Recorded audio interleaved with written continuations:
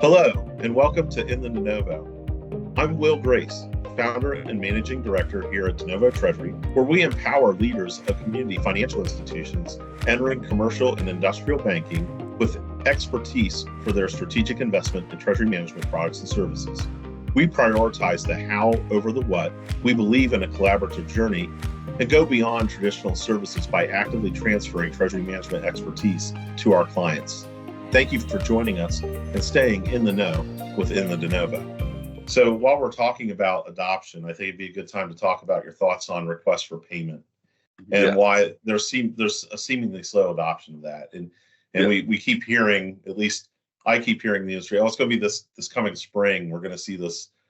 I don't know why it's spring. It seems like always be like, this coming spring, we're going to see this huge adoption, or it's going to take off. It seems like it's been, okay, it's this year. No, it's next year.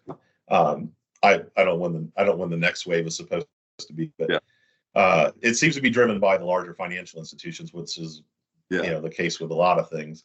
What are your thoughts on maybe why there's a slower adoption with that? Yeah.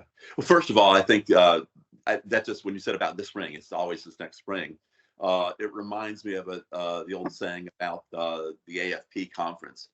You announce what you're going to do in October and say you're going to deliver in spring and launch in the spring. Actually have some customers by the end of the year. So, but I think that for one thing, I think we really underestimated as an industry, and I can say from, in my case, underestimated how difficult it would be to launch a request for payment. It was something that was built in right from the very beginning. But first of all, it's not like a bank can do request for payment. You need to have both sides. So in other words, you're launching a new network, just like when we were working on launching the RTP network, you had to make sure there was a lot of folks who could receive them. In this case, you need to make sure that there are a lot of banks that can receive and give their customers the ability to pay those. So it's almost like a network on top of a network.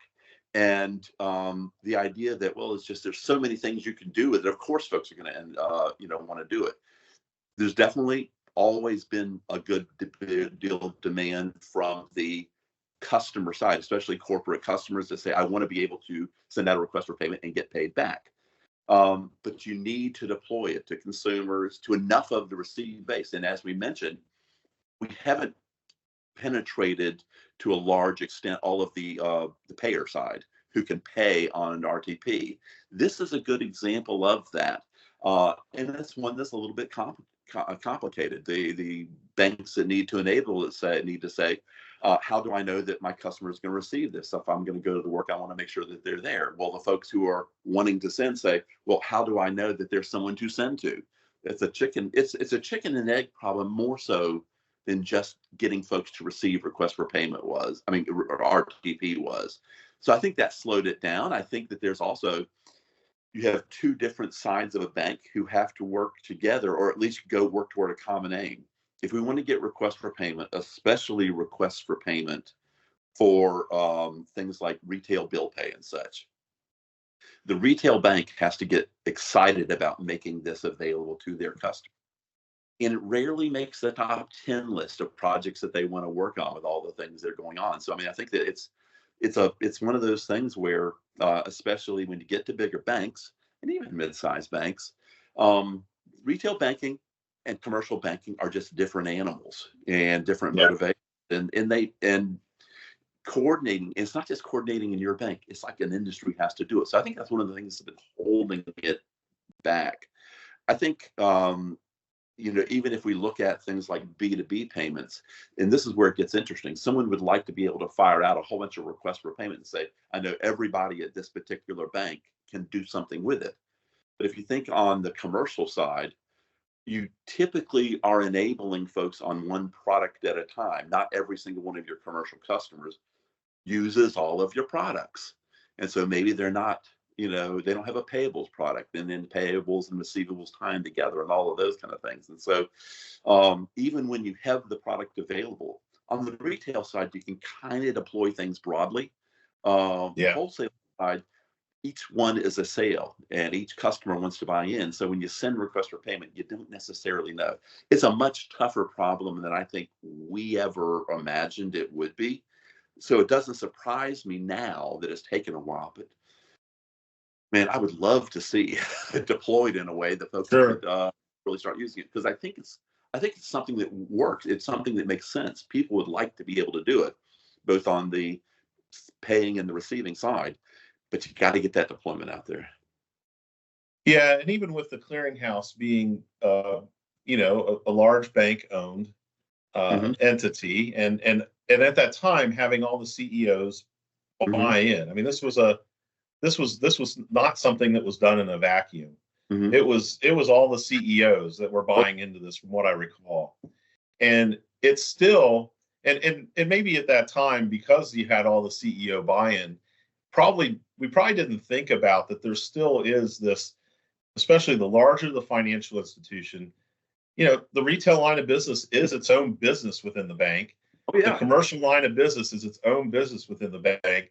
And sometimes those businesses have competing priorities. Well, they do have competing priorities.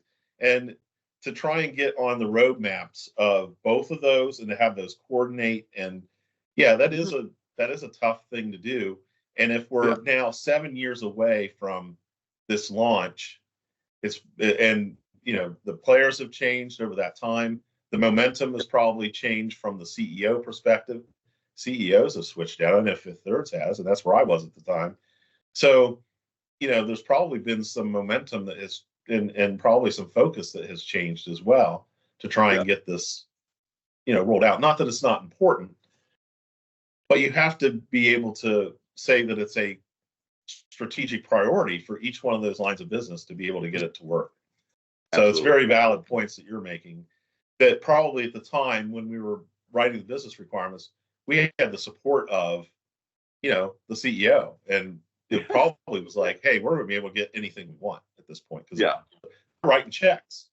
They were writing checks Yes. for this development. So Yeah. very, very good insight into why this is probably taking some time.